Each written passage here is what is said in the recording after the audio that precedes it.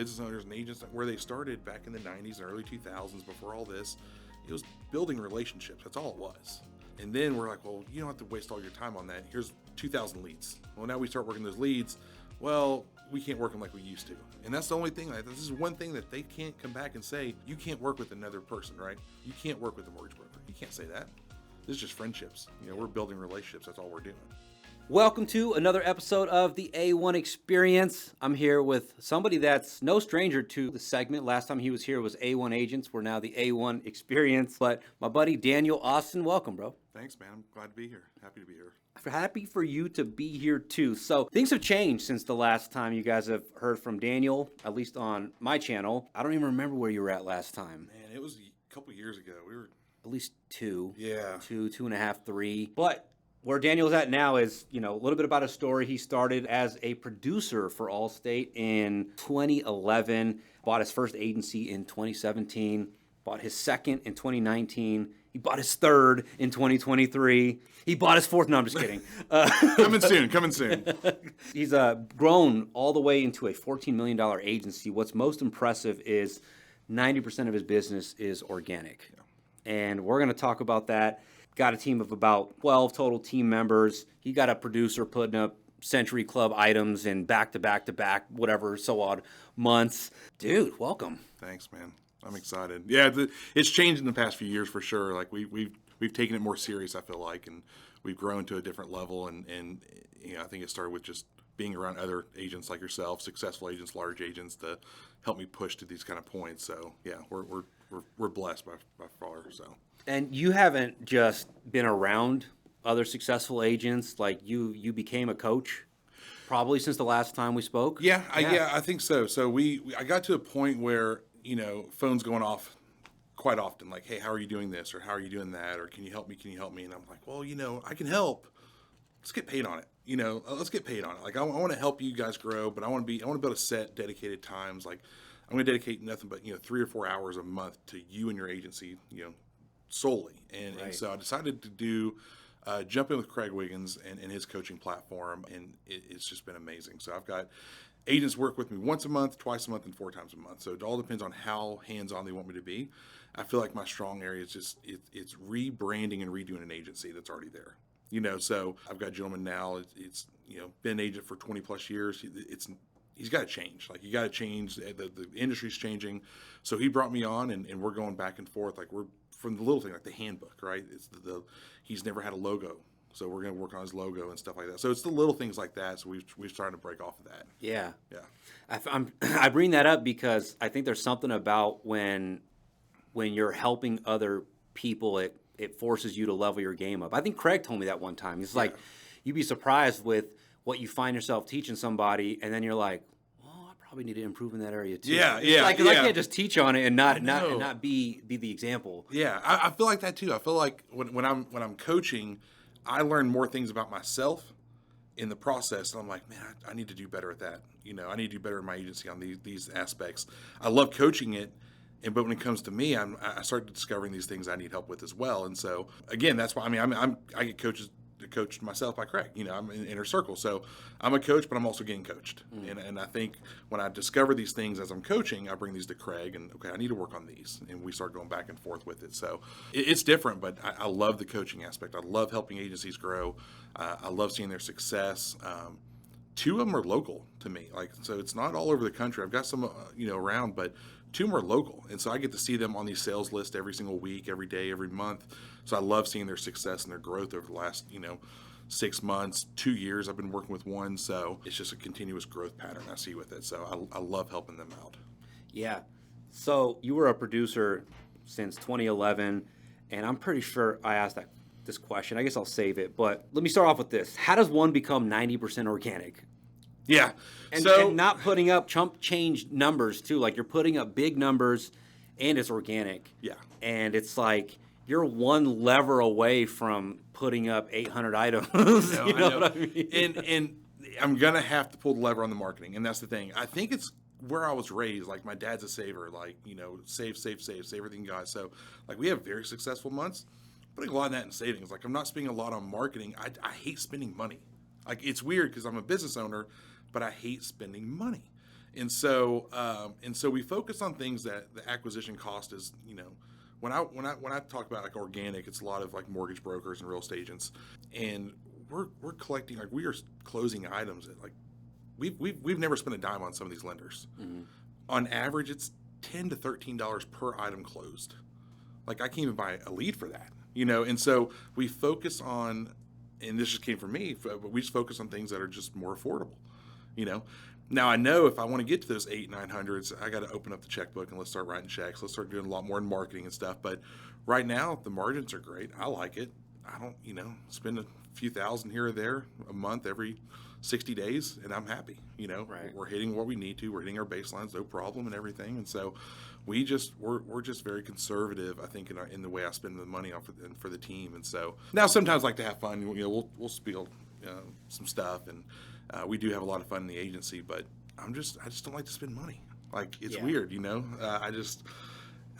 maybe it's just the lead sources, right? Maybe it's just the marketing tactics. Maybe I just haven't dialed into the exact thing. We do a lot of lead purchase, and that has been very successful over these last probably about 9 months. We've really dived in and said, we're going to do this. We're going to figure it out no matter what. And so I've consulted with other agents and stuff, and so our lead sources are doing good with our internet leads. It just kills me to have to, re-up another 2,000 or 3,000 here and there, I think what's hard is you're so used to leads closing at this 1%, and then you go into the volume game, and then what's tricky about it is your team.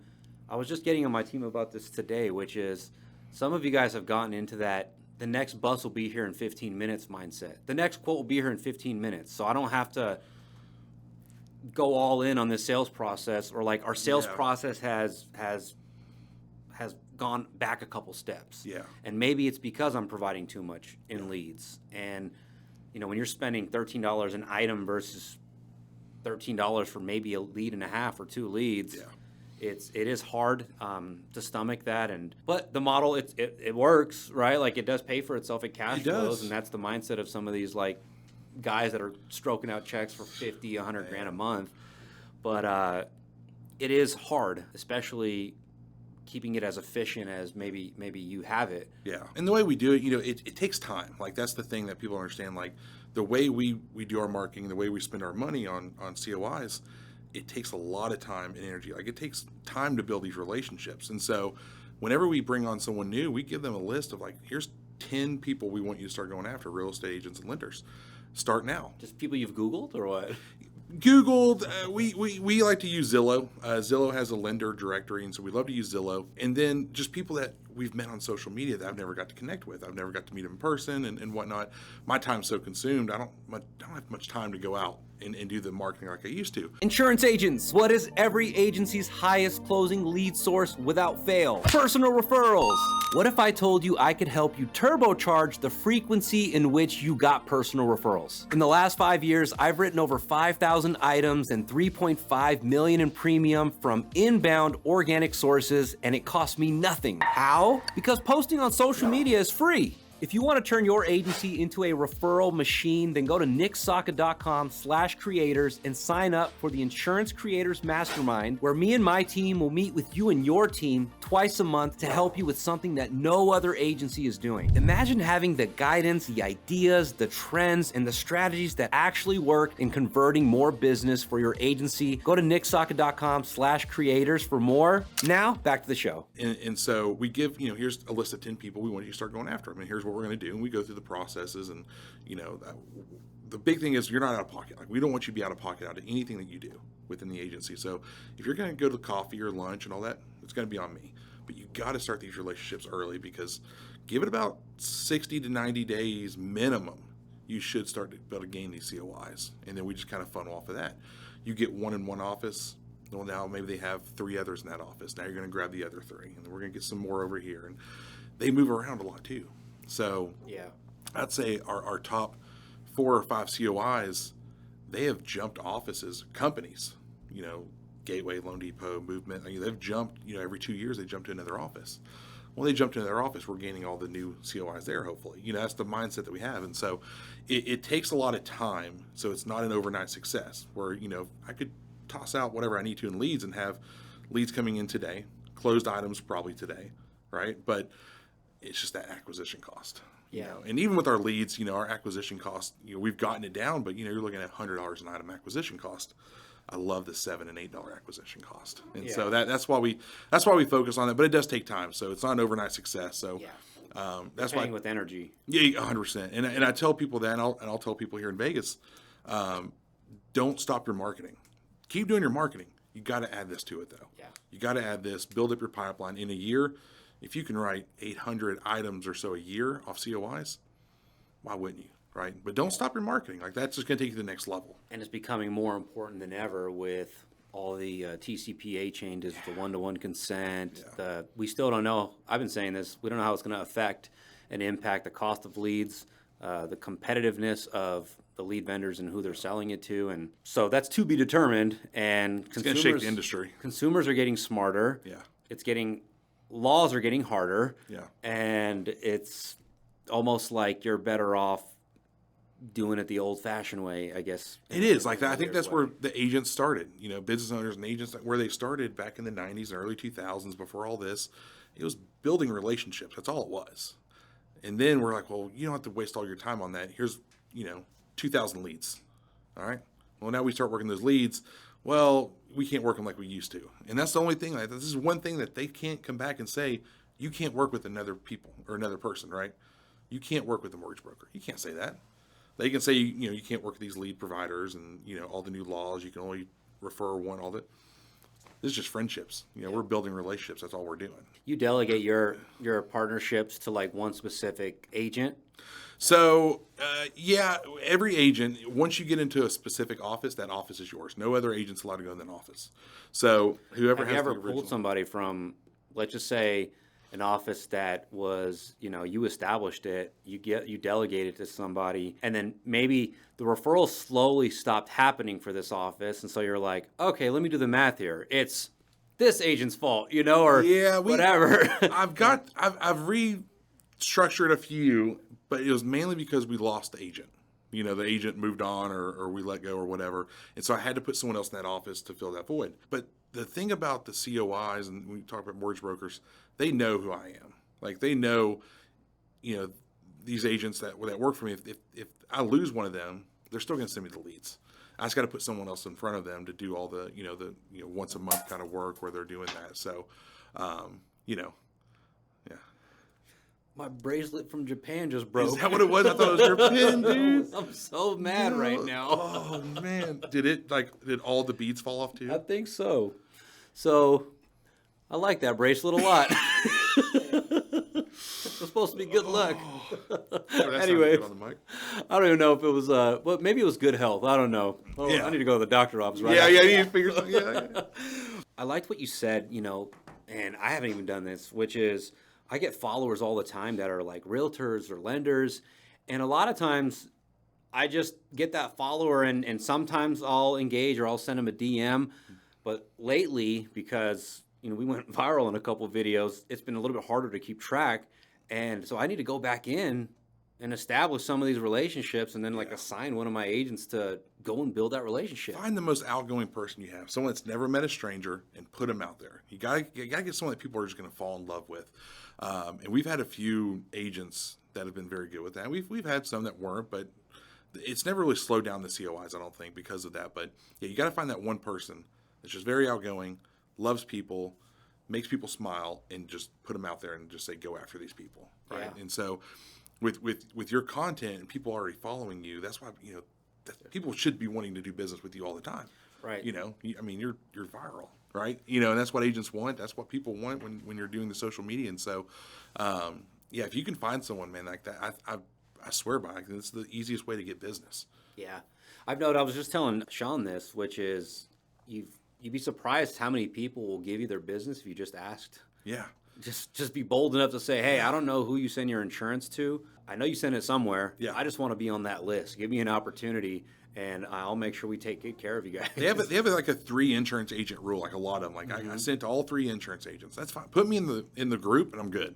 Like I'm confident in what we do and our processes and the product. Like I'm confident in all that. We'll win most of these over. Ultimately, we want to be the only person they send it to, and those are the ones that take a little bit more time. But we've got a few of those that we're the only insurance agent they send business do. Now, the clients can go out and get their own insurance. They can do whatever, but just put me in the roundup and I'm happy, and we'll start breaking barriers from that. This is totally a side question, but what would you say your bundle rate is on some of the lender referrals specifically? Oh, Do you lender find it a little bit business? harder to get the autos? No. Oh, it's so No? easy. Oh my gosh. Our bundle rate is, I bet with lender business, it's in the 90s. Like our bundle rate, I think is 88 for the agency. I think lender business is so much easier. And I think if you're buying a home and you can afford a home, that insurance score is going to play a big part in that auto. And so when we talk to them, we give them both prices. Like here's your home with the auto discount. Here's your home without. And clearly they want the one with the auto discount, And so You're sending them both. yeah, oh, we send them both. Yeah. So here's a side by side. Well, that one's $600 cheaper. I want that one. Okay, well, we got to quote your car insurance. If they're buying a house, they probably have a good insurance score, right? And if it's depending on the house, they could have 3-4 vehicles. But no, our bundle rate on lending business in the 90s for sure. Yeah, I think it's all about the relationship you have with the lender, because I know that if your relationship isn't that tight with them, then they just want it quickly. Like, send me this quote, and then we hey, well, we want to speak to the customer. Yeah. We want to see if we can get them on the phone. So like that and that sometimes turns some lenders off when you're trying to earn that business. Where they're like, oh, we just need the quote, but you got to have that good relationship with them. It does, and you have to train them. Like you almost have to train them. Like, well, I need to speak with them. Like, I got to speak with them. Like, I'm not going to get in the way of your the business, but I need to confirm a few things before we get it. And Right. they're usually pretty open to it. But starting off, I've had plenty of those. They're always like, no, do the quote and send it back to me. I'm just like, I got to talk to them, And so, but it's fine. Like, They should understand because they have the same regulations that we have. Yeah. If not, they're a little bit more stricter. If anything. Oh, I'd say, yeah. And so they know, but you almost have to remind them. I don't think they think insurance is so regulated as it is. I don't think they understand that, which makes sense. So once you have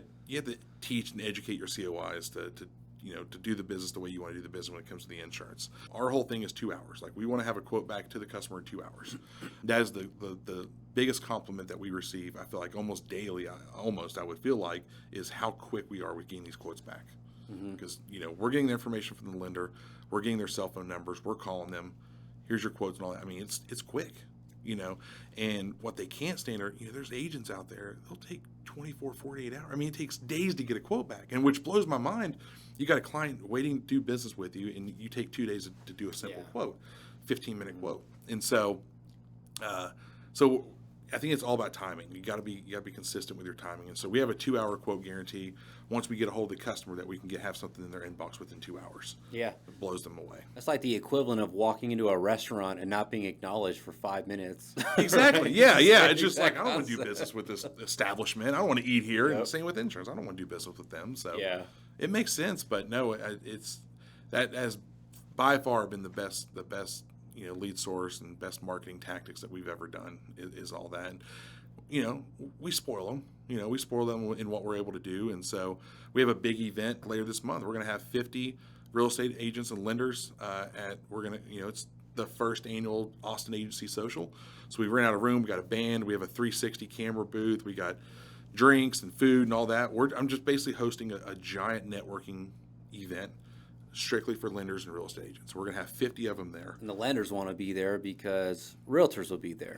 Yeah. Yeah. So I like that. when you work with lenders, you'll realize like you're playing matchmaker. You're playing little Cupid. You got your little bow and arrow. You're trying to introduce real estate agents to lenders. Not Kith. Yeah. And so that's what we learned that later on. Like we need to start putting real estate agents in front of them. Everyone knows 10 real estate agents. Everyone's cousin and aunts in real estate, right? And so if we can just introduce them to a lender, that lender's never going to forget what you did to them, and introducing them. And hopefully they can blossom and build a relationship offset, but you're just trying to build that relationship with that lender. And so yeah, like later this month, like we're in the final stages. Like we've got everything booked. We've got the 360 camera is going to be a lot of fun. Got a band picked out. So we're excited about this. And that's all worked into the acquisition cost. Yeah. I've never done this. I mean, this event will cost a couple $1,000s, but the returns, we're inviting a lot of lenders that we do not work with. When you're the host of it, you're the man. Like, I feel like we'll see, but I feel like and not in some egotistical way, Yeah. but just like my friend told me this. He's like, I was tired of going to events where it was like hard for me to get invited to speak. He's like, so I created my own event. And then There you go. I'm the one that other people are asking to be able to speak Yeah. and kind of thing. Absolutely. Yeah, I agree. And I'll get up there and I'll do a little speech on stage and stuff. But the whole thing is, I just want people to understand how we do our business. We're a little bit different than a lot of other insurance agents. And, we're fun. Like, we're going to have a lot of fun tonight. We're going to have a lot of fun throughout the year. Got a videographer. Well, making yeah, it look awesome. yeah, we're gonna have someone doing all the content for us. We want to make this like an annual thing. Like every September, October, get ready because we know that Austin Agency Social is going to happen, and it's going to get better every year. Yeah. And so we're excited about that. So that's something new we're trying. I'll let you know. know Later it's- this month. I know it's going to be good. I man. think it will be. Like I love to have fun, and so we're basically just going to have a party. And One of my lender partners, he threw at the Red Rock Casino. Oh, yeah. Here in Vegas, super nice casino. And if you ever look at the Red Rock, the very top floor, there are like the super suite rooms that have balconies, and on one side you get the view of Red Rock, the other side you get the view of the Strip. And just looking at the building, there's only so many. I think there might be 6 or 7 or maybe 8 suites that are available at this top floor. Well, he hosted his Christmas party there last year, and he asked me if I wanted to go, and I'm like, is the Pope Catholic? Like, Yeah. Is the bear shit in the woods? Yeah, Like, yeah. I'm there.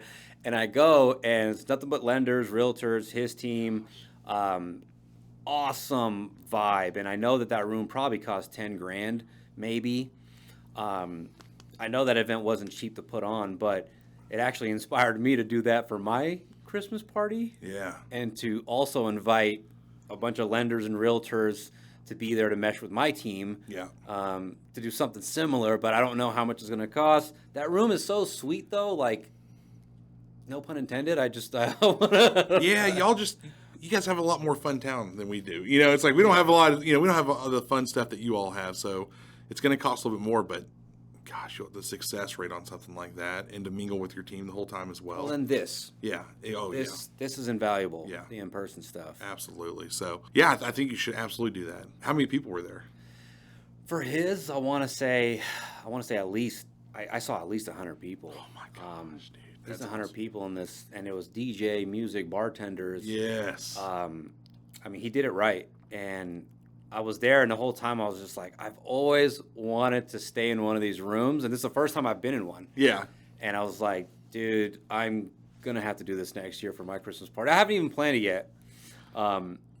But it's something. Make it happen. I'll have to throw a reminder on my phone and Come I'll out to check Vegas in. I'll check in with you. Like, you still having this party, man? come out to Vegas just for it. Yeah. But, he even had like his logo made in ice.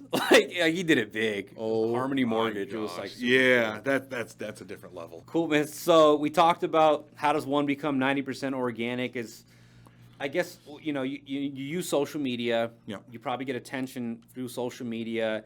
And then the back end work, we talked about just asking, like, what does that look like for you guys? Like, Yeah. how have you gotten your foot in the door? I know you got a cool Yeah. story with that, with all Yeah. these different, companies. So I'll start friending people on Facebook. If I meet them or if I see them at an event, like any kind of event that we're sponsors of, we do a lot of real estate events that we just sponsor, I get a list of the attendees. And so if I met them or if I haven't, I start adding them on social media. And then they start seeing my social media. I love social media. I love making content. I'm in waves. Like I get in waves where I'm making great content, and then it's like I'm so tired of it, and then I gotta get back up and I gotta do it. You know what I mean? Same. So it's just I hate never these apps. ending. I know. It's like you almost want to delete the app, and so I do these waves of my social media content, but for the most part, if I put them on my personal page, I'm more active on that, and so they get to see kind of like a behind the scenes of the agency. They get to see my personal side with the family, and they get to see the hobbies like we like to do, and so I think we kind of win them over because they get to know me on a personal level without even knowing me yet. And then, like you said, you simply just ask. Like, if you don't know them well enough or you're not comfortable, how did you meet them? What event? If it was through a real estate event, I'll ask the real estate agents to introduce me to them and stuff. But you'd be surprised on how many COIs do not get approached by insurance agents. Like, some are. Like, the massive ones, the ones that everyone wants to do business with, they're always going after them. Some of these other lenders, people do not approach them. Like, we will be the first that will approach them sometimes. And it blows my mind. I think it's just, again, it's too old school. A lot of people are buying leads and they're not focusing on the relationships. You just, like you said, you have to simply just ask. Just give me the opportunity. Give me a couple opportunities this month to show you what I can do, show you what my agency can do, and I promise, it's going to be successful. And I want to help you grow. So how can I help you grow? Well, do you know any real estate agents? That's going to be the first thing that comes out of their mind. Do you know real estate agent? Yeah, I know tons. Let me see if I can introduce you to a couple of them. So our whole thing, though. Put them in group emails? Or... Yeah. Like we'll do a warm introduction, like just a one-on-one email. For every one real estate agent, I will introduce them to two lenders, and that's it. I don't want... Everyone knows each other in that industry, and I don't want one real estate agent to say, Daniel introduced me to so-and-so, and then the next 6 people said the same thing. Yeah. It's like, oh, I know what he's doing. You know what? And it's not fair to the real estate agent or the lender or me. And so for every one real estate agent, we'll introduce them to 2 lenders, because lenders, they do have, differences in products and stuff that they're able to do. And that's it. And so we're always trying to keep our pipeline full of real estate agents that we can introduce them to. But it's always that 2 rule with us. But simply, like I said, there's a lot of agents that are lenders that do not get asked for leads. Mm-hmm. Never been asked. Been in the business for 10 years. That's fine. I'm going to show you why you should have been asked. I'm going to show you what I can do and how I can make your life easier. That's the whole point. I want to make your life easier. Check insurance off the box. I'm going to handle that for all your clients. Then we win them over from that, and then we stay in front. We got to stay in front of them. We got to spoil them. They look forward to the things that we do specifically for them, and so one thing is we love doing lunch and learns in their office. We'll bring food. We'll do a 10-minute presentation on something. We'll bring our massage therapist over there and give everyone a massage. They love that kind of stuff. I got that from my CPA. I was in his office in a conference room, and I see 2 massage therapists with their chairs walk by. And I'm like, what are they doing? It was during tax season. He's like, it's tax season, man. My staff's worn out. And I was like, oh, yeah. I was like, I'm going to take that. And so I took that. But let me ask you this. Yeah. This is more the culture. I'll save this question. Okay. All right. So now the lenders, they book them for, we have one massage therapist. We've only used her. She was working at a chiropractor's office part-time. And because we have used her so much, we put her in front of lenders. Lenders are using them for their own offices and for other offices as well. She has grown she does it full-time. She has her own business. She has 4 people working for her now. This is a 2-year span. Like started part-time, just doing on the side, has all the licenses, and now she has her own building, her own suites, everything. She has 4 staff members, and she is growing her massage area to a new level. And I couldn't be more excited because we do them, we'll get to the culture stuff, but we do them. But then also, every month I'll go at least once a month, and I'll get one for myself personally. And so just watching her grow into this. But it's funny, we have a State Farm agent next door. I saw her sneaking out of there a couple weeks ago because he started doing it because we're good friends, me and the State Farm agent. I was outside on the phone call, and I looked at her, and she was like, look, deer in the headlights. I was like, what are you doing? She's like, I'm sorry, and I was like, I'm just messing with you. So even, other insurance agents are using it because he's my neighbor. He's a good guy, man. We have a lot of fun. But she's grown into this amazing person. But, the lenders are booking her for themselves. Like we introduce them to this thing that's not, it's very common. Just people don't think about how they can use it for their business. And so they're using it within theirs. And they're sending it to, real estate offices and all that, and we just planted that seed. And it's grown into what it is now. So yeah, it's awesome. I ripped that page out of your book. I had my massage girl come to the office and hook the team up, and I forget honestly. We're still chasing last year's pinnacle months. Yeah. And I don't like to use the excuse of Nevada. Nevada has been getting Nevada's been really tough. It has, yeah. But I don't like using that excuse, and I feel the question I was going to ask you is probably more culture related, but you ever feel like, especially when your team's not performing where they need to be, I don't want to be generous to my team this month. I don't want to do a team outing. Yeah. I'll do them anyways. Yeah. Last month, we didn't deserve bowling. We took them out bowling. I was like, it's a fresh new start. Let's do this, right? For somebody that does so much for their team and your culture, I don't know if you've experienced that few steps back like I have this specific year, but I'm just wanting to know how you navigate those territories. Yeah, there's been some months like that. It's just, the massage therapist, she comes, it's like the second Tuesday of every month.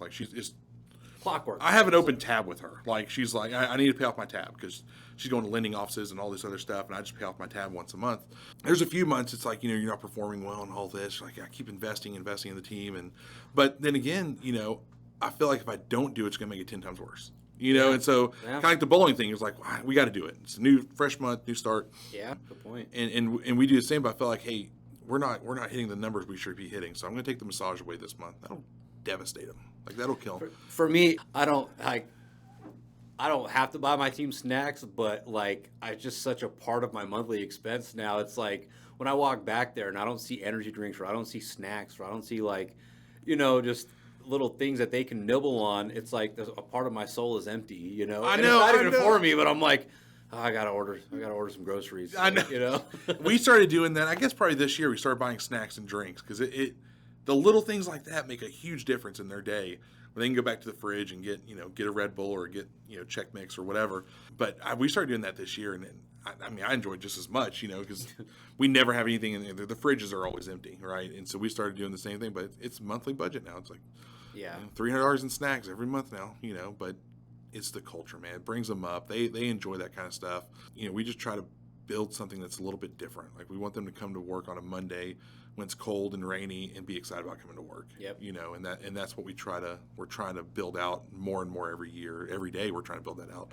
But same thing with the snacks, man. It's made those little snacks makes their day. And how do you make your office stand out, right? I'm pretty sure you don't pay the highest, most competitive like wages, because I know State Farm's out here in Vegas. Sometimes they're like hiring at like 23, 24. I'm like, dude, you're not gonna make that year. Oh yeah, no. But you're gonna have the opportunity to make way more than what they're paying you just based off of your performance. Our base is lower than most. You look at competitors and stuff like that. My money is all tied up in the commission.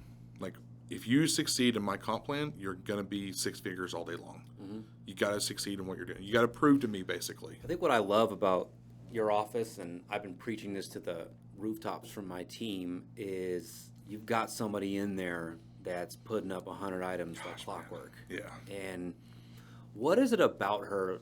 I'm still yet to have a Century Club producer.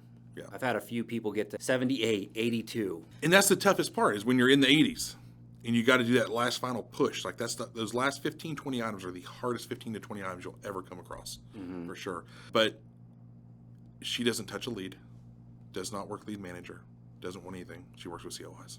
That's it. Wow. Yep. She has a good network on social media as well. She's basically a mini version of she's social media. She's gone viral too. Yeah, she has. Yeah. I got her a TikTok plaque, like, because she had when she dressed up as me and stuff for Boss.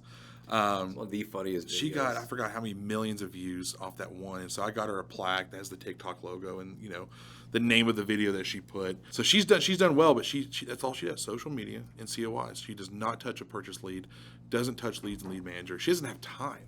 Like, she's here in Vegas with me closing business from COIs right now. It blows my mind, but she has such a mindset where she tracks it on a daily basis. How many do I need today? If I had a low month or a low day yesterday, how much do I have to make up?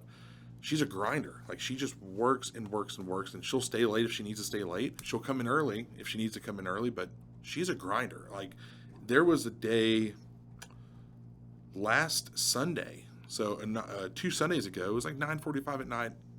It went off. She sold the policy at 9:45 on a Sunday. Like, she doesn't. She knows how to stop, but she doesn't stop if there's money on the table and there's a lead sitting in front of her. She's gonna do it. So she works at home whenever she can, but she also still has a good work-life balance. Like, I don't, like, we're like an 8 to 5. After 5, go home and spend time with your family. Like, you gotta unplug from this because you're gonna get burnt out. She's not like that, And some people aren't like, no, if there's a lead, I'm gonna do it. So I know if a lead comes in evening time for the agency, she's gonna grab that and take it, and she's gonna go off and sell it, hopefully. Yeah. But she's that's awesome. So this was last month was her second month back to back. She's hit it prior, and we'll see what she sits at this month. It's the beginning of the month. We're in Vegas, but it's nice to have somebody in the office showing everybody like, hey, this is possible. Yeah, this is possible. Yeah, we had another gentleman last month hit his personal best of 60 or so items was his personal best. We pay on a personal best as well on our comp plan. if you hit your personal best, I'm going to pay you a bonus because that is your personal best. We want to celebrate your Yeah. success. I got a right? PR. I got a PR spiff too. Yeah, right. Yeah, yeah. And so, so he got, he had his personal best, good paycheck, got a bonus on top of that. He's starting to see Century Club is achievable now. I just hit my personal best. I'm not far. If I do just another 1.5 items a day, I'm back at, I'm going to hit Century Club. We had another young lady. She was going after it last month. She unfortunately didn't hit it. She'll try again this month. But having someone in office, the other staff can look at that and say, I can do that. Yeah. It's easy to watch videos online or on social media, and some of these agents are hitting Century Club, day in and day out. But to have someone actually in your office or even in your town, someone else, some other agents in our town that, she's writing more than they write in the entire month. Yeah. And to see someone that individually can outproduce a full agency, and a lot of these, they're older agencies, are kind of, semi-retired, sitting on the book kind of style, but it motivates the team, and it motivates, others who are trying to grow at the rate that we are as well. And so one of my closest friends, who's an Allstate agent locally with me, he had a Century Club producer for the first time last month as well. She saw Jana hit it and said, I want what she just did. And she came out in July and hit Century Club. It's just having that mindset. She's never hit it. I think she's an average of a 60, 70 item producer. Never hit Century Club. She said, I want what Jana did. I'm going after it. I want to stand on stage in Vegas. That's the big thing, is that stage. And so she went after it and hit like 113 last month. That's nice. And that just filters over from, having someone else that that's been successful with it. Yeah. Yeah. So I was curious, with you have 1 ops manager, 6 sales team members, and 4 service team members. What is your ops manager coaching and developing your team, or are you still doing that? Kind of both. Mixture. So I'm almost like coaching him to coach the staff in a way. I notice you don't have a sales manager. Some people have, either an ops or sales manager, sales or something like that. Leader. I needed help with the day-to-day stuff. Like, I love the coaching aspect for my team. I love the coaching, of coaching other teams, but I need help with like the payroll. I need help with the processes. My headset won't work. We were talking about headsets earlier. My headset won't work. I don't have time to spend 15 minutes on trying to figure out your headset, right? Someone that does all of our daily reporting. So he builds out a report every single morning, and it tells us everything that was done the day prior. That's the first thing he'll do every morning, so we can see who did what yesterday. Calls, talk time, quotes, closed items, service stars for our service team. And so I need someone that can come in here and help with that. It's turned into something where I need you to help coach the team. And so we're going to start coaching back and forth and get you to the point where you can now take over and start coaching the team as well. I think once we get to about a 20 million or so, I will have a full dedicated service or a coach. That's your only job, is to listen to almost every phone call that comes in, coach, tweak, one-on-ones, all that. We just don't have the time right now. But I think once we hit that next threshold, that's when I'll bring on a full-time coach, sales manager coach kind of person, someone that's just dedicated to that. But he does everything. He does everything in the office. And that's where I needed help with all the little things and stuff. And then it's evolved over the last 2 years. He's my best friend, best man at my wedding. Oh, wow. Owned 2 successful businesses. Sounds like this guy. Right. All right. He's owned a car wash, sold that, owned a rubber mulch company, grew that, sold it. Came to me because I put some stuff on social media about, hey, I'm buying another agency. I need an operations manager. He's like, I want to do it. It's like, man, get out of here. You don't want to get out. You don't want to do this. It's, you've got successful business. He's like, no, man. He's like, I want to work with a team, because the car wash, they have some team members. That's a whole different level, though. You got high school kids working there, right? The rubber mulch, it was just him, and a lot of it was direct shipment. So he didn't have a lot of customers coming in. It was direct shipment. Grew that thing I forgot how many times, but he grew that and sold that. And he was like, no, man, I want to help you build your team. I've seen what you've done. I've seen your success. I want to be the reason that we're going to go to this next level. So, man, I went back and forth. I talked to other agents. I was like, Have you ever hired a friend? Yeah. Well, the good, the bad, the ugly. Yeah. I remember talking to Mark Mercer, and he was like, who do you trust more than your best friend? I was like, gosh, man, that's right. I guess you want someone in that position you can trust. I took, 4 years ago, 2020, I took Sunshine, my top producer, Century Club producer, and I said, you're a sales manager. I want you to teach everyone the way that you do sales. Didn't work. Yeah. There's a The thing. top producers aren't usually good They're leaders. not. She is a salesperson. She's not a leader. Like the team watches her. Like she is almost a leader in her position now as being this top agent. But I was hoping that we could duplicate her with others, and I had that all wrong. You can't duplicate someone like that. And so I was like, all right, no, you're back on sales, And then Wow, I'm glad it worked Yeah. out. Sometimes it's like a failed experiment, and then you lost your top producer in the I know. process. Well, Yeah. we lost her for a few months, because I was like, you don't write anything because you can't have a sales manager that writes because then it's competition is what the other staff look at it. And I said, you can't. Like there's 3 months, and I was like, this isn't working. Like let's get you back to sales. And she's back up there, writing the 70s and the 80s that she does. And so, but yeah, so he came to me and he's like, man, I want to grow this agency. I want to be your manager. We had a new acquisition in 23, and so it just fell into place. And I went back and forth with agents and family and stuff, like hiring your best friend. Like, what if we don't agree and all that, And it's been one of the best decisions I think I've ever made within the agency is having him come in like that. Yeah. No, that's awesome. I think one of the conversations I had to have with, Randall, who's in charge of all my marketing, pretty much social media, was, hey, let's talk about the worst case scenario. Yeah. This doesn't work out. Yeah. What's our fallback? Yeah. Yeah. We're going to be good, right? Yeah. For whatever reason, if Yeah. this doesn't work out, are we going to be good? We will? All right, let's do this. Yeah. You got to try it. And I think if you're a business owner, you've got to have a mindset to follow, a positive mindset to follow, or you're not going to be successful. Like I truly believe in that because there's a lot of people that just, they don't have that mindset of running a business. They don't have the mindset of running a team and all that, and they just want to hire things out for it and stuff. And I just don't think it works out that way. You got to have a mindset as a business owner to be successful. And that mindset can make it or break it. Yeah. 100%. So.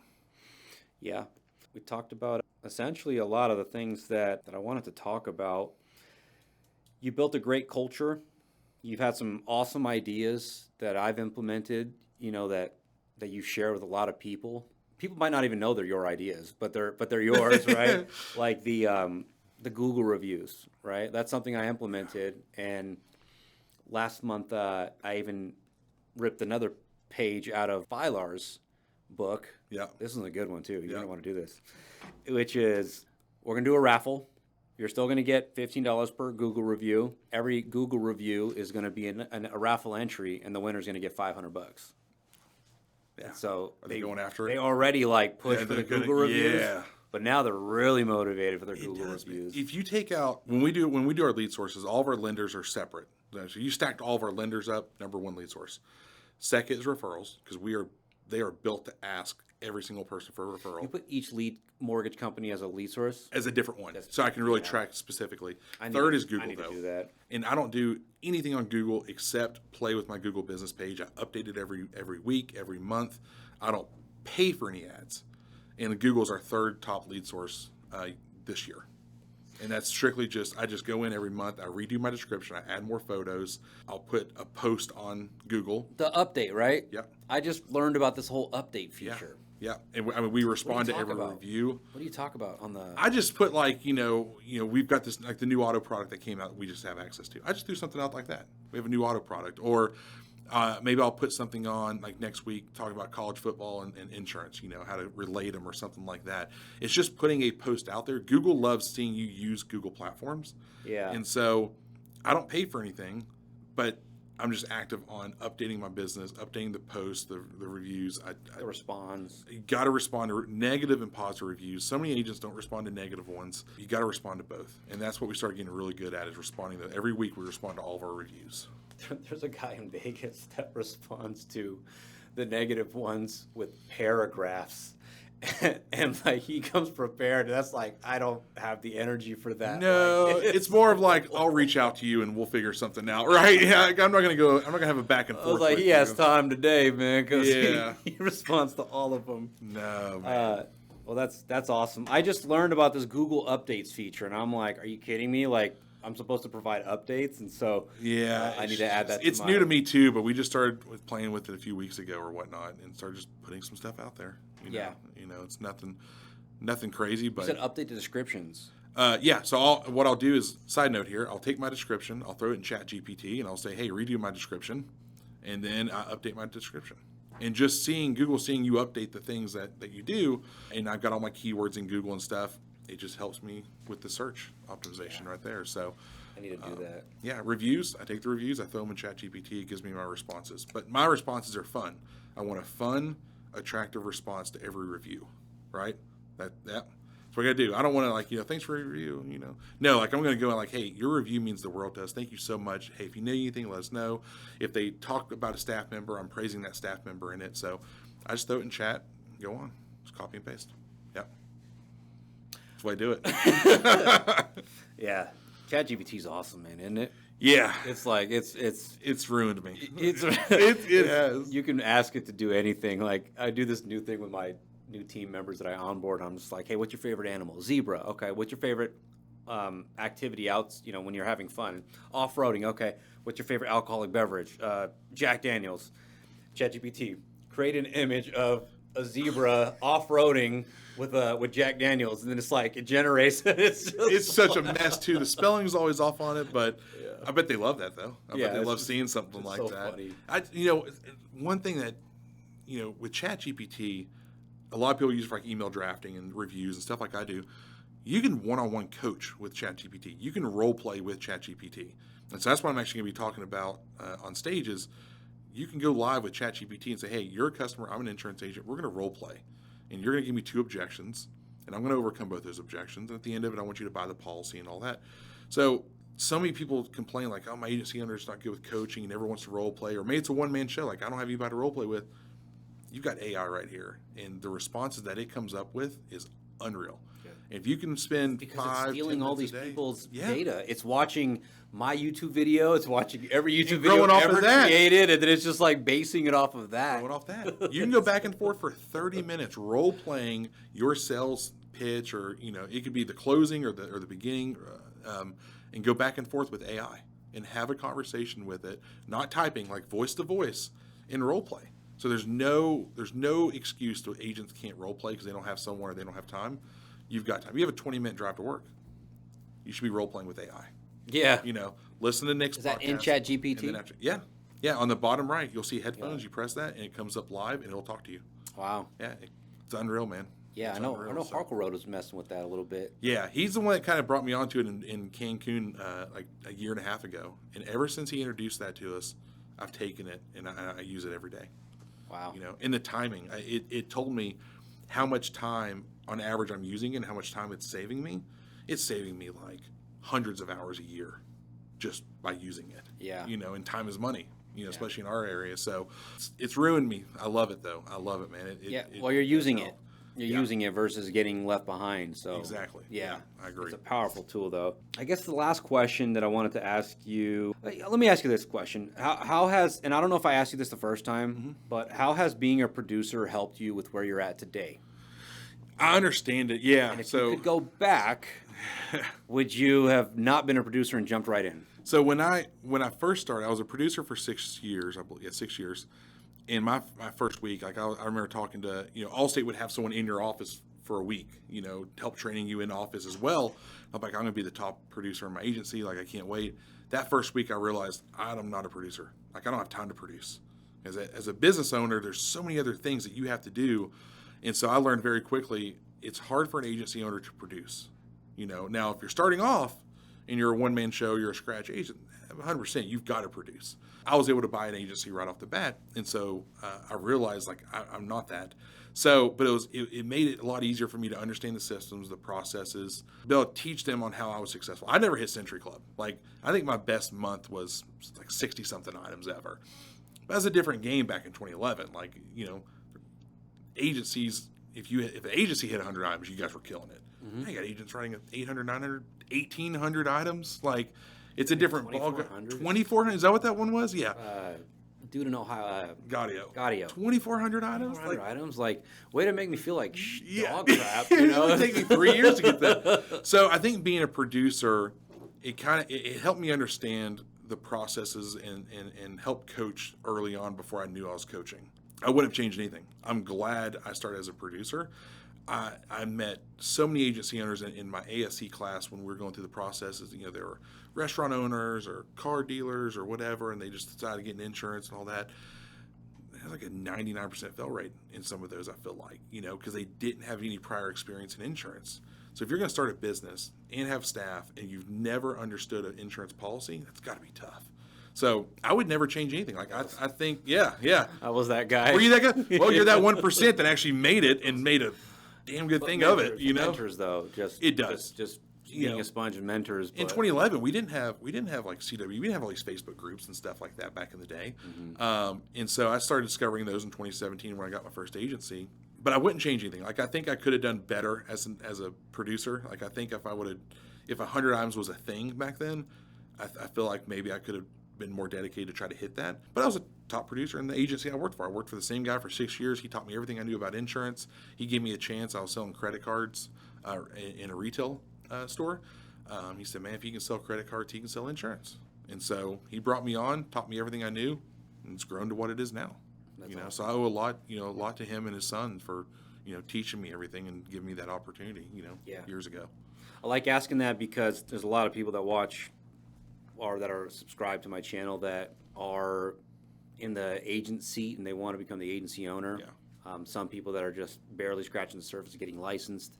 And so you offer that different perspective. Yeah. Where you were the agent. And, yeah. Yeah. But again, you're that 1% that, is successful with it coming off no insurance background.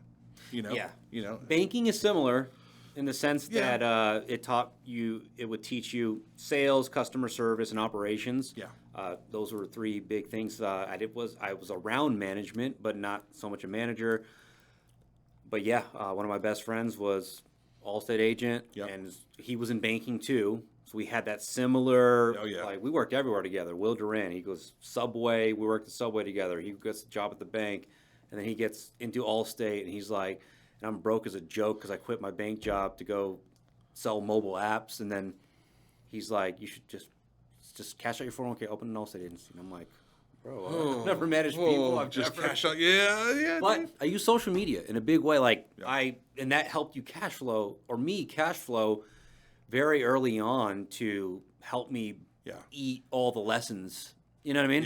Yeah. So I get it. It was very helpful just being resourceful. So you can make it happen either way. It's just a matter of it's your mindset, that. for sure. But it never hurts to work in an agency. Yeah. So before I get into the last question, just want to acknowledge you, man. You know, we're not the closest, but been friends from afar, and I love seeing your growth. You're a totally different dude than when we chatted 3 years ago. The growth, like I can see it just from being like the outside looking in, even though we don't talk that much. Yeah. You just you show up differently, you know. I appreciate that, and you lead with very good intentions, man. Like you've been nothing but you add a lot of value to people. I don't know if you recognize that or not. So just want to acknowledge you for who you are, man. It's an honor to be your friend, and I'm excited to see where you go. Yeah, likewise, man. The last question I have for you, and it might have changed. I'll be interested, so I'm going to go pull up the old one and see what you said. But A1 is of the highest standards, of the highest qualities, and I like to ask everybody, what are 3 standards that you live your life by? Well, 3 standards for my life. I think one thing is what I put above anything else is my family. Work-life balance, I think, is a must as a business owner. So someone that, you can't drive all day long every day. Like you've got to have a work-life balance. Second one would be your mindset. I think you got to have a positive mindset if you're going to be successful in anything that you do. Get on social media. There's so much negativity around with, gosh, man, I mean, even on political year now, it's so negative. So having that positive mindset. And lastly, you got to have fun. Like just no matter what you do, personal or business or whatever, you got to have fun. Have fun with what you do. Enjoy the days that you're coming into work. Like I said, even like what I try to do for my staff. Enjoy what you do, have fun, and you'll be successful in what you're doing. There you guys have it, ladies and gentlemen. If you got some value, you got to like this video. You got to subscribe if you haven't subscribed yet. And you've also got to follow this guy on his social media platforms. Facebook, I know he's on Instagram. Yep, Instagram, TikTok, LinkedIn.